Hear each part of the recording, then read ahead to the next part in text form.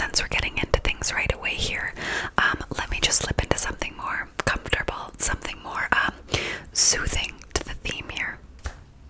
There, much better. Now that I'm more comfortable and wearing what they would have worn in the roaring 20s that this entire thing takes place in, let's get started. I'll stop. You know, I had so much fun in that other video, my wine tasting, where I changed so much that, how do you not go all out at least a little bit for Al Capone? You do, you just do. So yes, now that I'm one of Al's gals, which actually isn't a good thing, that's a bad thing, which you'll learn about. Let's get nice and comfortable. We really are jumping into this. Ease your minds. If you didn't have a good day today, that's okay. There's always tomorrow, and that's what I'm here for. I'm always happy to be your distraction. I am having a beer today because the events we're talking about are heavily based in the prohibition, and this is actually my neighbor's homemade beer, which actually just makes it even more in theme. Get yourselves a beer, a glass of wine, a beverage, some ramen, maybe some eggs and bacon, whatever you see fit. And let's relax and drift off into the wild, the insane life timeline crimes of the one and only Mr. Al Capone.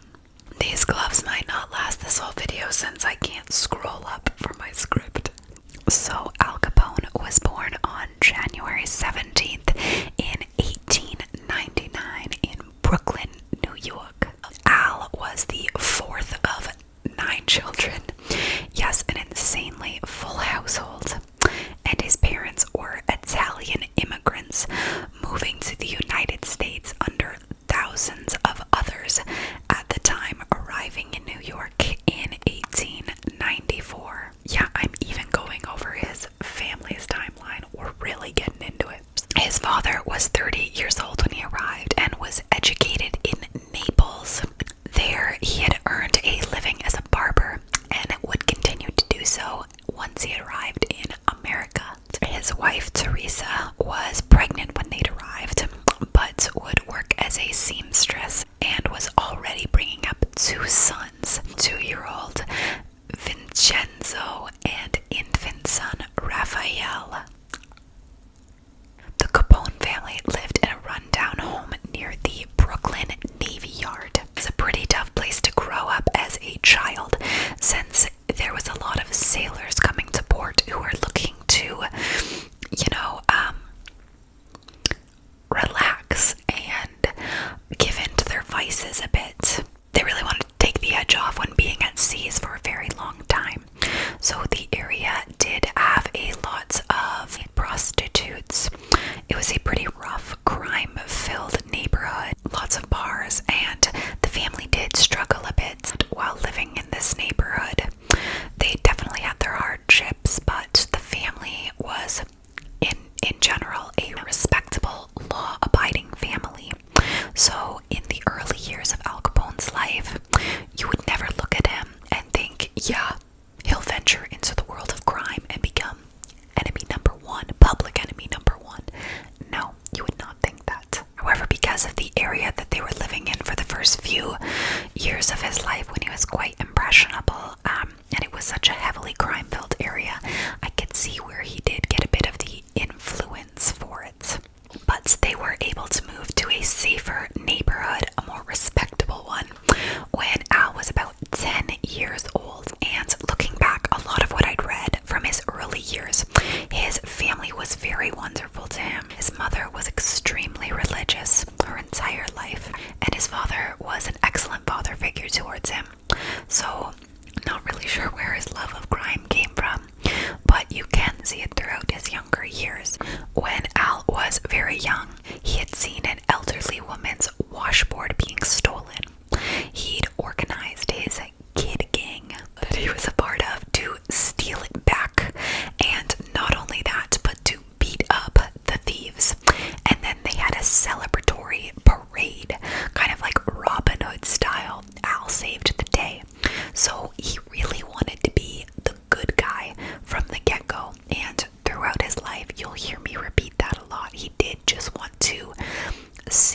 to others as a good, wholesome guy.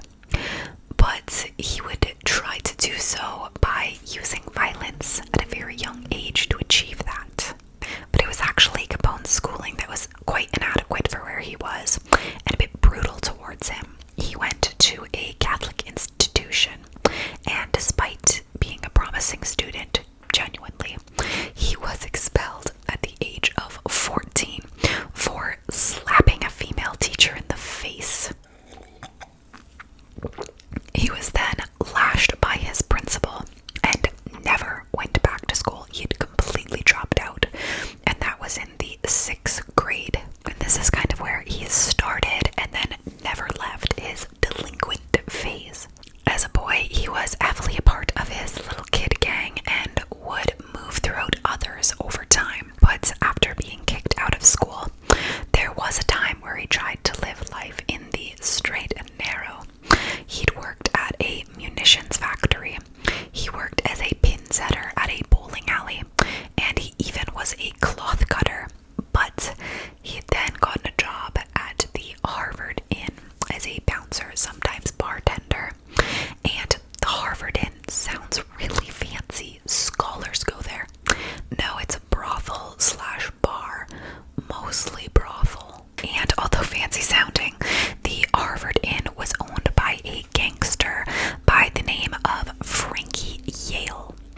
So this was his first real taste of the mob life, at least firsthand himself, and not things that he had simply witnessed on the street growing up. And this is where a Frank DeLucio, I'm probably saying that one right, had cut up and marked an 18-year-old Al for life. So one night while bouncing at the bar, Al had found a girl that he was taking a liking to. He had originally asked her if she would take a walk with him on the beach and was trying to be nice, and she turned him down. She said no, and he said no to her because you don't say no to him. And he started catcalling her, telling her that she had a really nice behind and he wanted to touch it or something like that. And everyone around her had overheard, and at that point in time it still is, but was extremely inappropriate. And her older brother, Frank DeLucio, who was not as big as Al, wanted to teach him a lesson. So he didn't have the brute strength yet. Al was a big guy, always was, but he had a knife on him. So he had carved him across the face 3 times on the left side of his face. It ended up taking 80 stitches to close the wounds, but these scars would end up landing him the infamous nickname Scarface. He was actually quite ashamed of his scars as well. He would try and use powder to hide them.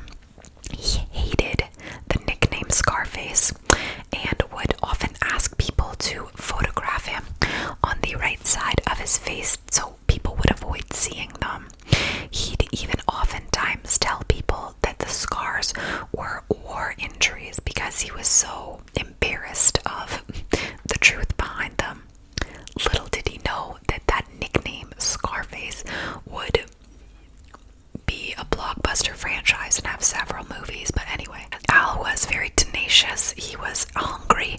He liked the work that he was getting into.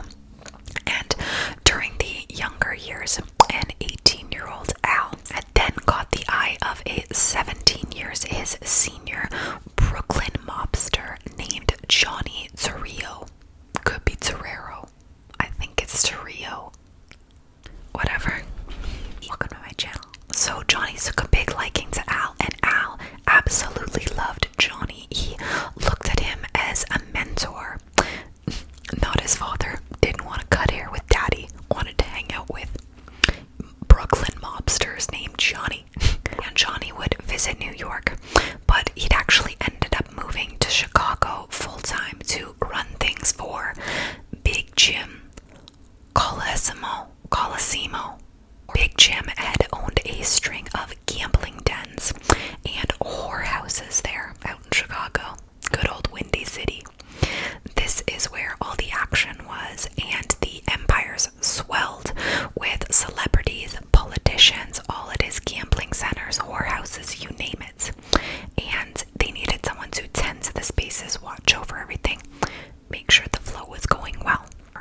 Johnny Torero, was there to keep things running smoothly, but he needed someone with a bit of brains and a bit of bronze to be his muscle for a bit. Sure enough, he recruited his new best friend, Big Al Capone, Ali C, Scarface, Snorky. We'll get there. Around this time, Al was actually only 19 years old, and he became a father and then a husband in that order. And now he had a promising job on the horizons that would help him care for his family. He'd married an Irish girl named May Coughlin on December 30th of 1918. She was 2 years his senior, and since she was Irish, I just found this out. Apparently, Italian boys see marrying an Irish girl as a status symbol. It's apparently really good, I guess. Makes you look great. Oh, I married an Irish girl. I didn't know that was a thing. Did you guys? So either way, that he married May and had a little baby boy. Their son's name was Albert Francis Sonny Capone. And I've heard a couple theories online that she was not his real mother, that his original mother couldn't take care of the son, and so he'd rushed married this Irish girl to take care of his son, to make a family with him. But I could not find that and confirm that that was real, so insert that little conspiracy theory for you. But for this story, we are saying that May is the baby's mother, because that's what a lot of things said. Reputable things said. So we're obviously at the phase of young Al just breaking into the scene. Just got married, moving to Chicago, working at a new brothel pub, a larger arrangement of things as well. But one other thing that I'd heard that I cannot confirm if it is true or not, but thought I'd sprinkle in for the funniness of this, is apparently when he'd first started working at the Harvard Inn and elsewhere, he would help recruit women to work in the brothel and then would test try them out at quite a young age. So could you imagine that, like 14 to 18-year-old Al, when he's working in these areas, test trying people out? That'd be the day. But anyway, the reality, the confirmed thing is Al did catch the eye of several big gangsters that all wanted to take him under their wing. But by the year alone, 1918, you should kind of be able to tell what was approaching that made Al Capone really who he was. And if you don't, 1920s prohibition, we're getting there. So in 1919, Capone left New York City for Chicago.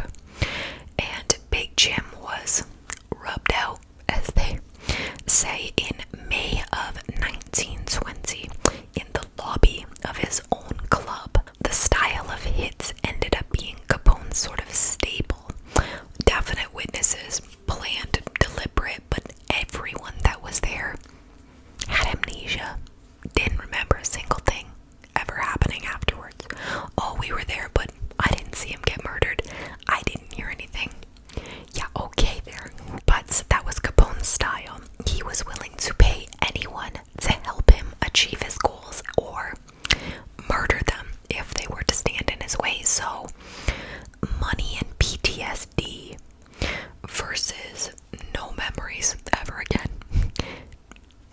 I think once I'll take this one. So with Big Jim out of the picture, Rio and Capone took over and cashed in hard during the initial stages of the prohibition era. Al had the perfect instincts during this time, but he was a bit harsh and rough around the edges. Torrio reportedly asked him to go to night school to take voice lessons to get rid of his accent so that he didn't seem as harsh. I don't know, based off of people's impersonations of Al Capone, maybe he did have a really thick Brooklyn accent. I don't actually even know. I can hear people doing it in my head. I can't replay it for you. But apparently Torrio just wasn't a fan of the way he spoke. Regardless, Al was doing great. He loved his work, had the stomach for it as well, which is important. He rose quickly through the ranks of the underworld crime syndicate, and yet he didn't want to be thought of as this tough gangster. He wanted people to like him. He wanted people to think of him as a gentleman who had a passion for opera and the finer things in life, which I just find hilarious. You know, most gangsters try and stay out of the limelight. They just know what they are and they're like, I'll do me. But Al's like, no, people should know I'm a gentleman and a scholar. Like, good for you, Al. But yeah, I'll run your whorehouses, I'll test out your girls, I'll whack a few dudes if you need it, but I am a gentleman. Okay. And in the initial stages of the prohibition, their money tripled. They instantly had so much more money than they knew what to do with. And Al liked to spend his money on fashion. He would wear $500 suits all the time, which converted to our currency now equals out to him wearing $7,000 suits, which is a pretty snappy suit. All of his suits were imported from Italy, and although he was a criminal in the outside world, those who feared him and respected him in the game would refer to him as Scarface, but those very close to him would refer to him as Snorky. Yeah, biggest gangster in the entire world ever. His best friends called him Snorky, which sounds awful. And I know if someone called me Snorky, I would probably be like, what? But it did mean, and it is a term for snappy dresser or well-dressed person.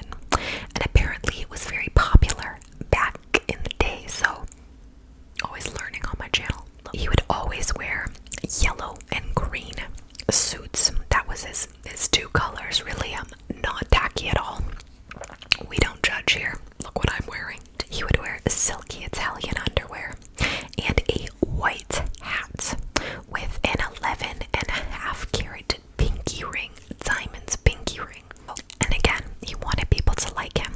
So, I mean, he would spend a lot of money on himself, of course, but he would also donate a lot. He was very charitable to the public. He was also an incredible tipper. He would give all of his waitresses or people simply around him $5, which back in the day was equivalent to $50. So people really liked him. And then of course he'd use the rest of his money to pay people off to say they didn't see anything when they saw stuff. Several dancers actually said over time that he was lovely, always great to have at the clubs, and his family thought he was fantastic as well. They thought he was a good boy Al. When his father died in 1920, he'd moved his entire family out to Chicago to be with him. They had all lived together in a very large 15-room mansion on the south side, and the home had actually been reinforced so that it was bulletproof. Just behind the layer of brick was 1 foot of cement thick so that no bullets could get through. As well, on the windows in the basement, there was steel bars in place so that no one could break and enter the home. And then, of course, since he was moving out his entire family,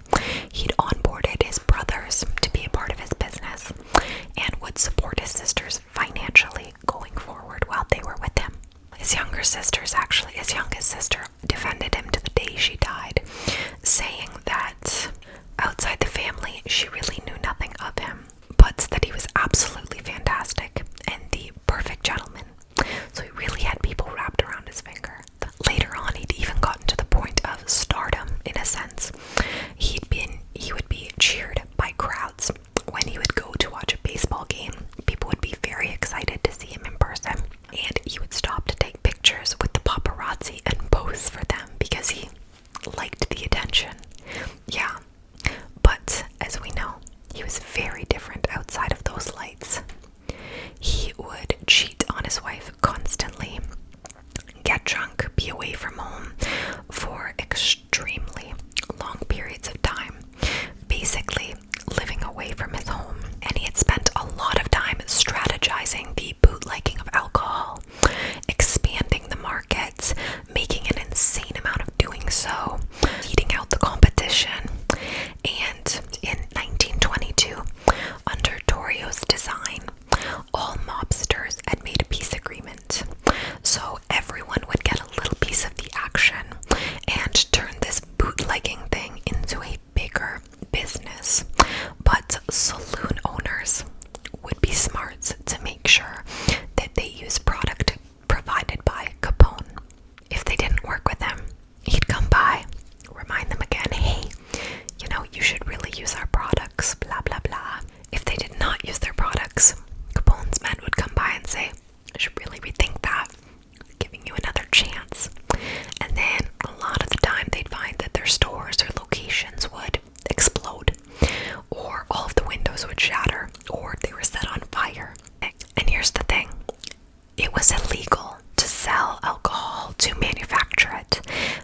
That wasn't allowed, so you're already treading in a water that you're probably not used to. So you are going to have men like the Capones of the world approach you saying, hey, we see that you're working in this avenue as well now. You better work with us. So I think it's fair to say that maybe listen to the gangster coming to you when you're kind of on his turf. I don't know.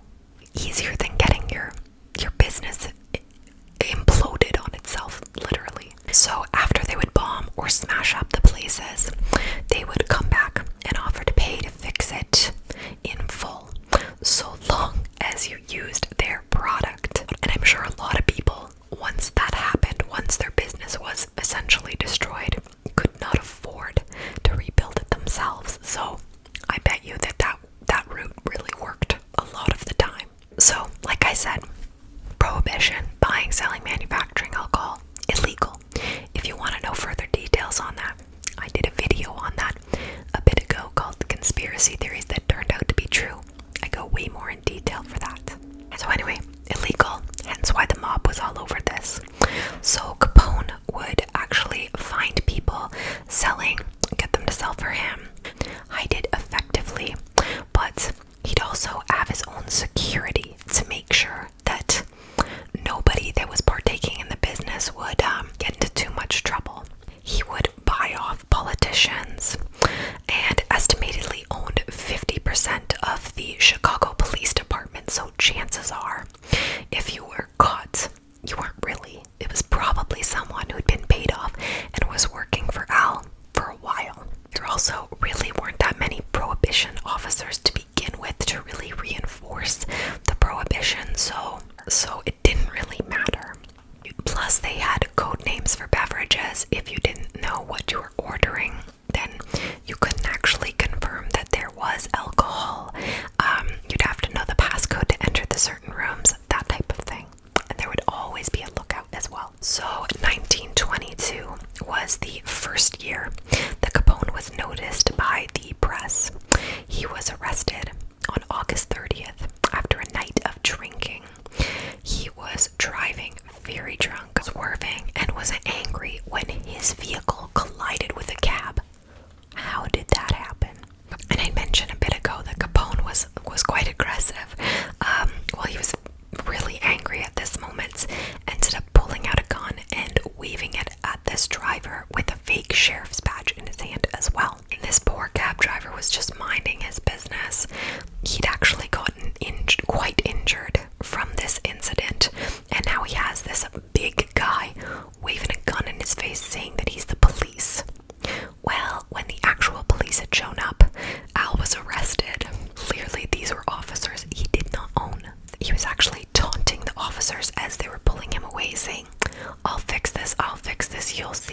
sorry. And he did.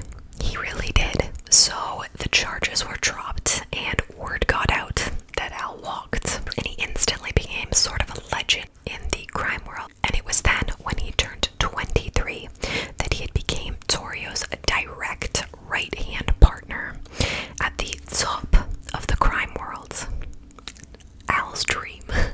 So while attempting to quench the public's thirst went up, so did their greed. In 1923, the peace agreement that Torio had made, making it a shared event throughout the crime world so that everyone benefited during the prohibition, was shattered. It was destroyed. It was dropped. They'd wanted it all. Chicago's beer wars would then begin, and this would grab headlines nationwide.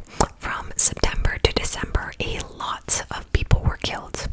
Any enemy of Capone's was virtually wiped from the earth, and the only thing that they would do would be respond with violence. And during the Prohibition era, the entire timeline, if another car drives by, I'm gonna lose it.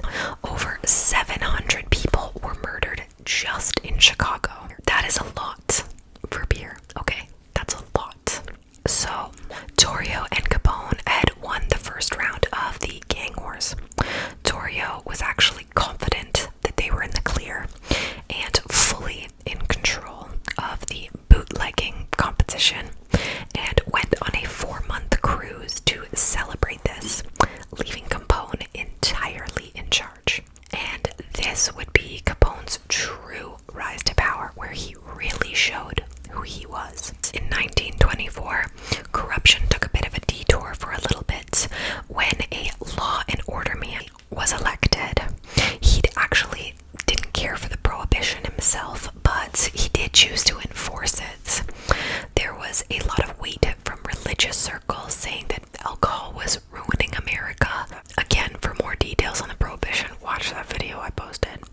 But this set Al on a new path for growth and opportunities, and he started in the suburbs in Cicero, and this was actually quite a good move for him. Cicero was a working class bedroom community of 60,000 people where bribery worked great for him. To keep his power, he'd had his suburban headquarters located at the Hawthorne Hotel. Yeah, I can talk. He'd even rigged the Cicero election by shooting and holding up electors who wouldn't vote as they pleased. Imagine going to vote and someone putting a gun to your back saying, "Oh no, that's not who you're voting for." Crazy. So on election day, April 1st, 1924, I wrote 84, Capone was very, very pleased with how the elections turned out. Not surprisingly. But unfortunately, on that same day, his brother, whom I'd mentioned Al had taken under his wing, had died in a shootout with the police. This turned Al from a low-key Torio-type worker to a much more violent and desperate criminal. And it made him feel like his mortality was encroaching, so if he thought he needed to act on something, he would do it right away. Life was short in his eyes. A week after his brother Frank's death, Capone opened the Hawthorne Smoke Shop, which was Cicero's first betting parlor.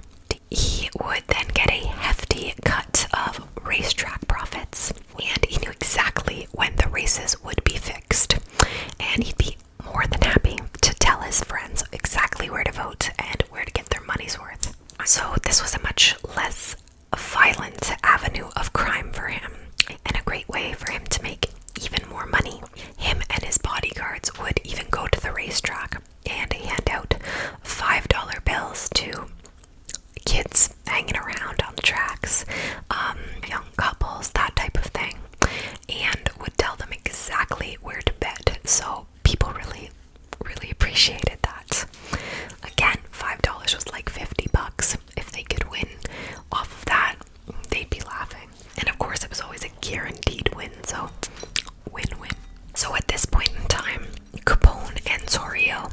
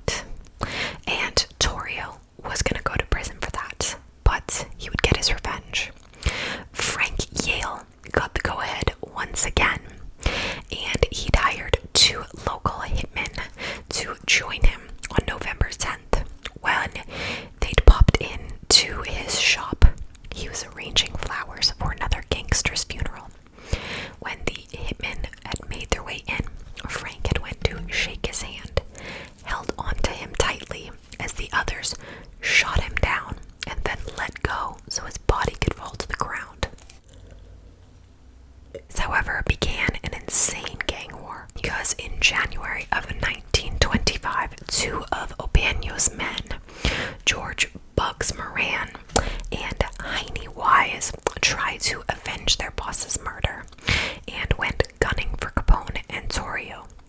Torrio was hit, but he recovered and went to serve his time in prison. In March, Torrio had actually announced his retirement, and sure enough, Al took over for him and became the leader of the mob at 26 years old. That is young. Be running everything and calling the shots, a little 26-year-old. Unreal. So this mob boss, like I mentioned before, loved the limelight. Little Al, Big Al, when accused of any crime, he'd actually hold a press conference talking about how he had nothing to do with it. Get off his back, leave him alone. But man, did he. Once Al took over, crime rose and just got worse. He'd secured himself safely, however, in the new headquarters of the Metropole Hotel, with secret tunnels underground, helping it so that Al and his men could make quick getaways, and he would never travel alone because he was now a walking target. To keep himself safe, he'd actually, this is pretty cool, had a custom Cadillac created for him. It was built like a tank. The 1928 Cadillac Town Sedan was reinforced with armor plating, loaded with bulletproof glass windows, its own police siren built inside so that they could cut traffic whenever they needed, and even had holes cut in the sides and rear of the vehicle so that they would be able to put their weapons outside and shoot without leaving any of the protective armor. His ride was super pimped out. He definitely needed this, however, because he'd keep encroaching on other gang members' territories. But at this time, all he had to do was give orders. He didn't really have to do as much of the legwork anymore. And orders he gave. In 1925, Al Capone had bought newer weapons, Tommy guns, which no one else was using at the time. Chicago was very obviously getting way worse for gang wars and violence, and more than anywhere else, Chicago was the hot spot. Even New York wasn't that bad, until Al went to visit and brought the violence with him. He was taking his son to the doctors when he went to visit his best buddy, Frank Yale, and for a Christmas present, he'd killed 3 of Yale's biggest enemies. Capone was then arrested, but witnesses saw nothing. He'd returned to Chicago in 1926, and things were getting worse.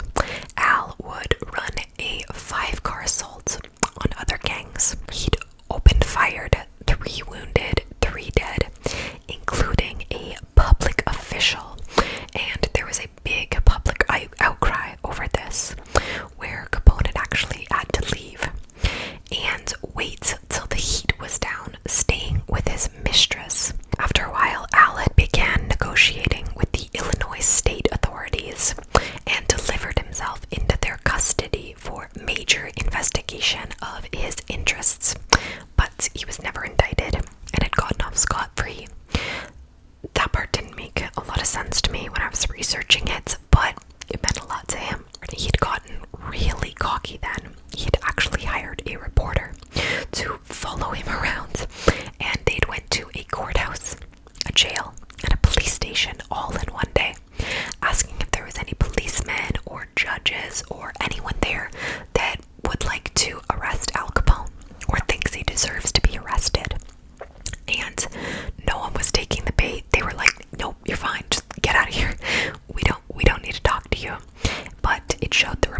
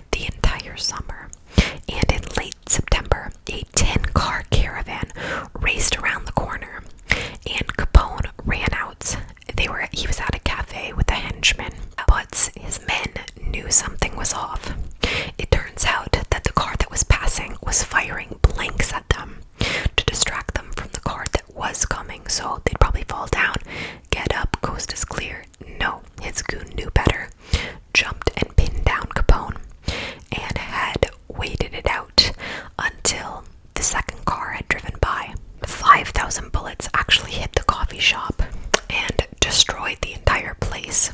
No one died, thankfully. However, there was one person who did have to get hospitalized for their injuries. Capone ended up paying their bills for them, but then was determined to destroy Bugs Moran and Wise. And I think everyone kind of knows Bugs Moran was Al Capone's biggest rival ever. If you didn't, you do now. Capone had then ordered his men to rent rooms overlooking the Wise headquarters, and when they'd spotted him on the streets, he was gone. Bugs Moran then became the leader of the North Side gang, and Capone had tried to make peace with him. He'd actually even sent him condolences for when Wise had died, denying that he had any involvement at all. Which, like, I'm sure he knew it was him, but whatever. Al actually had made a peace agreement in late October with Wise and Bugs Moran and other rival gangs, saying that there was plenty of beer in the business for everyone. Why kill each other over it? Why indeed? Just wait. At age 27, he was the king of the underground crime world, but he didn't care. He just wanted to be known as a good businessman. He switched a lot between what his priorities were. He did, however, employ over 400 people, had a multi-million-dollar operation, and he was always found in his office speaking with junior executives, making deals. He was no longer the guy on the street in the Cadillac shooting everyone up. He was a businessman and an employer in his eyes, and in 1927, things are going very well for him. He's taken in $105 million that year from his enterprise of booze swindling, prostitutes, and gambling. And his ally, actually Big Bill Thompson, got in as the mayor of Chicago. So he really didn't have much to worry about. This was a very chill time to be Al Capone. Things were great. He'd spend his time at baseball games with his son, loved boxing, just wanted to have a good time. He was in this phase of being tired of being underappreciated as the public servant that he was to others, and wanted to get a nice getaway home. So he'd bought a 14-room mansion in 1928 in Palm Island, Florida, and made it a beautiful home, re-renovated it. It was beautiful. But although the year started off well, things shifted. His longtime friend and ally, Frankie Yale, he was found stealing booze shipments. That guy really had hope for him. Loyalty was Al's biggest thing, if not the most important thing for Capone. So he felt betrayed, and of course, Al had chased him down and shot him in New York. I'm sure it definitely bothered him that this man, his first employer, whom he trusted with several other things in the past, would do that to him. Especially because that wasn't a rival, that was a friend. But his main rival, Bugs Moran, still out there in a peace treaty thing with him. His gang was actually found to be hijacking the mob's whiskey, and Al was over it. So at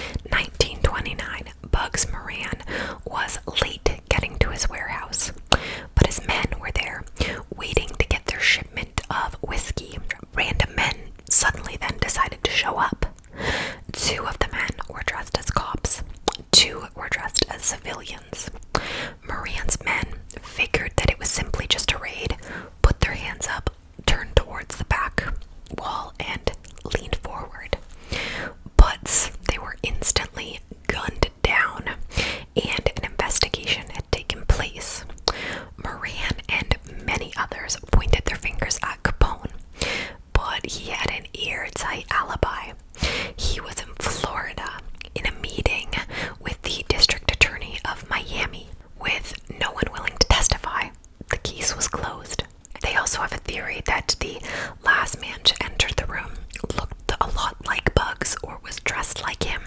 So the men started shooting and didn't realize that he wasn't actually there.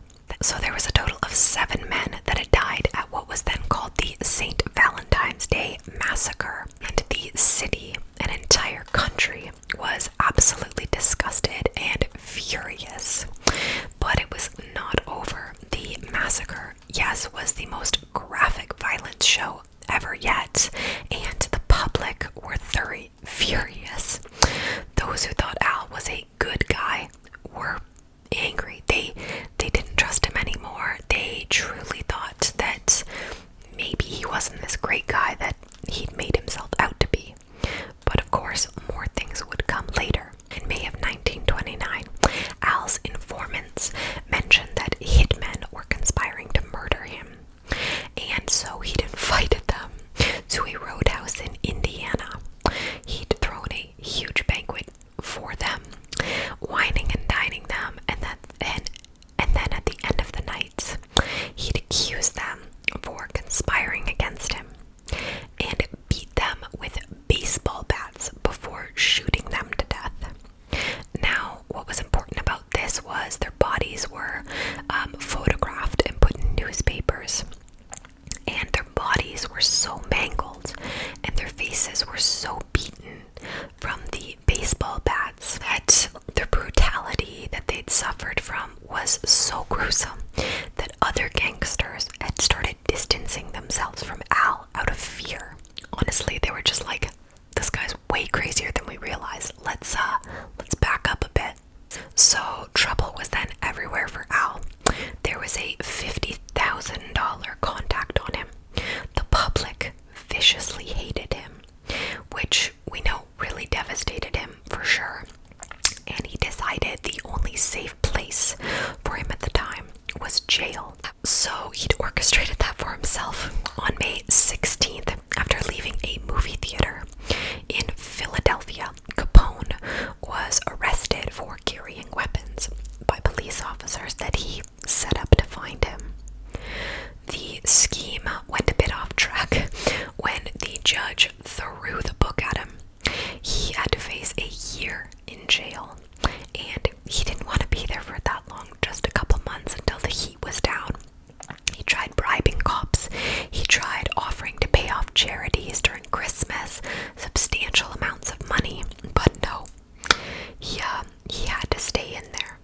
So Al ran his mafia empire from jail long distance. The news he'd received from prison was oftentimes very bad. Capone and his entire organization were becoming the target of the federal government. Not surprisingly, President Hoover wanted to see Big Al behind bars, and for a long time, the IRS was working on closing in on him. Ralph Capone was sent away. Jack Guzin was sent away. And Frank Nitti, who was Al Capone's second in command, all were taken away, and all on income tax evasion. So when he left prison in March of 1930, a lot of new issues came up. He'd just been named public enemy number 1 by the Chicago Crime Commission, but he wanted to be thought of as that good guy that he knew he was. He'd had an interview with Time magazine, I forgot about this, and brought them to his home, where he'd cooked them a plate of spaghetti and wore a pink apron while cooking for them. That Al, such a humble guy. He was really trying to steal people's hearts, and actually he did so a bit when the country had entered the Great Depression. He'd responded so by opening up Chicago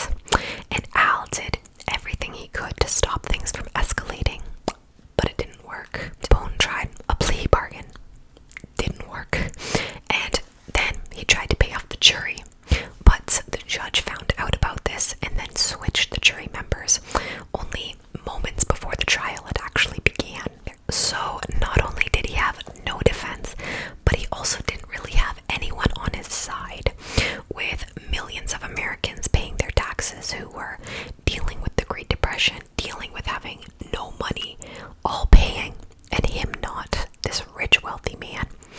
There was zero sympathy for him. So Al didn't get gunned down. He didn't get thrown away for murder. It was him simply not paying his income taxes. That was what got him. And it really did get him. He was sentenced to 11 years behind bars, which is the stiffest sentencing for tax evasion to this date. And when he'd left the courtroom, he had looked at photographers, posed, and said, "Get enough, boys, you won't be seeing me for a while." He was sent to Chicago's Cook County Jail and then to federal prison in Atlanta. But in August of 1934, he was sent to the then new Alcatraz prison. He'd kept to himself for a lot of the time when he was at Alcatraz. There was no pull he had. He didn't know anyone there. Couldn't really buy anyone off. And there he was just Big Al. It didn't matter that he was Scarface. It didn't matter who he was. He was simply a prisoner. And another prisoner in 1936 tried to kill him by stabbing him with a pair of scissors. But they did not succeed. In 1938, Al was actually diagnosed with the degenerate effects of late-stage syphilis that he'd picked up when he was a teenager, but just never received medical care for. I'd heard from several different areas that he knew he had it, but didn't care.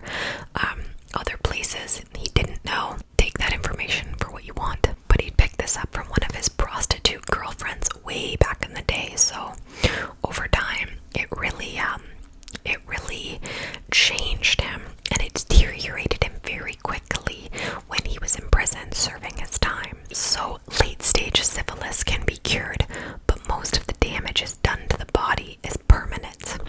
Syphilis can invade the nervous system at any stage of infection and causes a wide range of symptoms, including headache, altered behavior, difficult coordinating muscle movements, paralysis, sensory defects, and dementia. So he was in the very later stages where his mental health was heavily affected. Mentally, he was gone. A lot of people said near the end of his life, he was nowhere near the same person he used to be.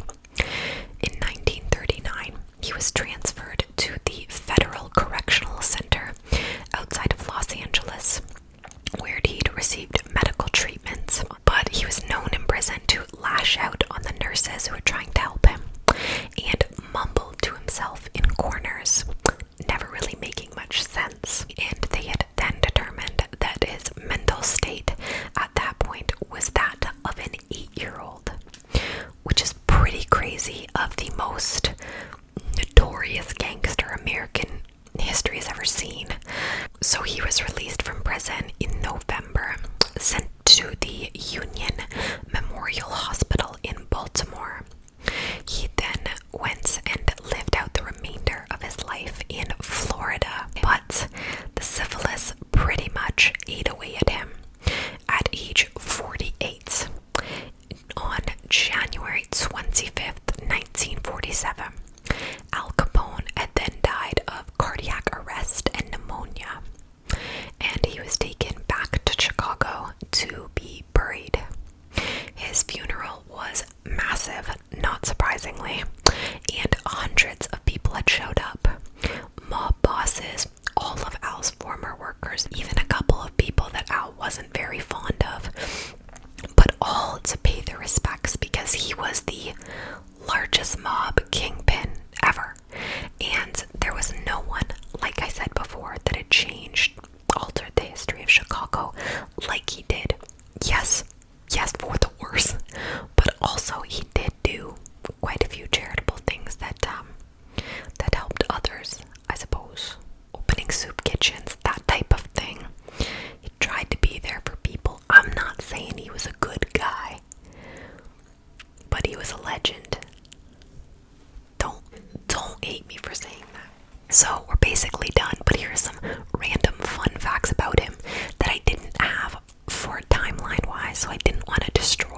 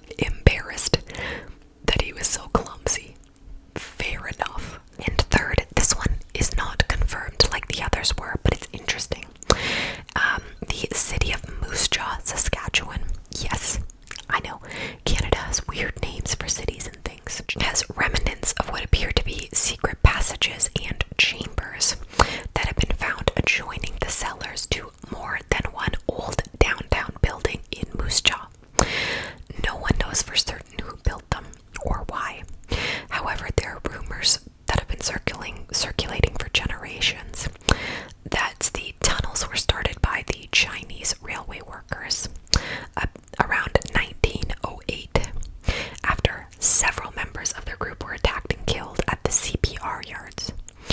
The Chinese moved underground and potentially, this is all folklore, I don't know, lived there for years.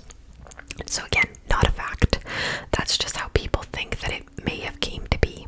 However, regardless of how it came to be, later during the Prohibition, bootleggers did take over that network of passages. Some stories even claim that Al Capone was a frequent visitor to the city, going about his secret business under the streets of Moose Jaw, which is pretty neat. Probably bringing alcohol from Canada to the States. Very neat. So I know that video is long. I hope you guys don't mind when I do longer videos like this. I don't know if you like it. Leave a comment if you do. I don't know. But that was the life and true crimes of the one and only Al Capone. He did terrible things. He did great things. What did you guys think about this video? Leave a comment below. If you think I should do a gangster series, which I kind of would like to, Butch Cassidy, lots of different people, I would really be interested in that. I'm still going to be doing my recommendeds and my regulars, but I find that this is very interesting to research. Very insane history as well. But yeah, what did you guys think of Al? Have you known a lot of those things? I didn't know much. It's pretty sad that all he really wanted was to be seen as a good guy. I think he just really wanted to be admired and respected. But, I mean, you're going about it the wrong way. I hope you guys enjoyed this week's video. Again, I'm going to do my little shameless plug here. Like and subscribe to my channel if you have not already for more videos just like this. Thank you guys so much for joining me for today's video. I look forward to seeing you guys in the next one.